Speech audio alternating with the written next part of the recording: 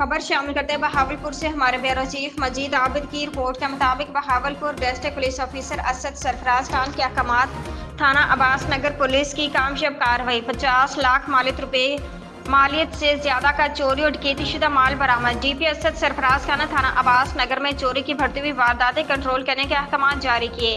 SHO थाना अब्बास नगर Mohammad work ने दिन रात मेहनत से खुफिया मालूमात, इंटेलिजेंस जराए, ह्यूमन रिसोर्सेज, जदीद टेक्नोलॉजी के इस्तेमाल और मौसर हिकमत अमली से स्पेशल टीमें तश्कील दी। चोरी और डकैती के मुतादिद वारदातों में मुलविस 3 मुलजमान गिरफ्तार मुलजमान से 50 लाख रुपए से जायद मालिक की चोरी शुदा मोटरसाइकिल, करियाना का सामान, माल मवेशी, दिगर सरका शुदा सामान और नकद रकम बरामद। ये मुलजमान बहावलपुर के दिगर थानों को भी मतलूब थे। मुलजमान की गिरफ्तारी के बाद चोरी और डकैती की वारदात में कमी वाक़ई होगी। गिरफ्तार मुलजमान से मजीद इंटरोगेशन जारी है। जल्द उनके बाकी साथियों को भी गिरफ्तार कर लिया जाएगा। बरामद शुदा नकद रकम व दिगर अशिया जरूरी कार्रवाई के बाद असल मालकान के हवाले की जाएगी।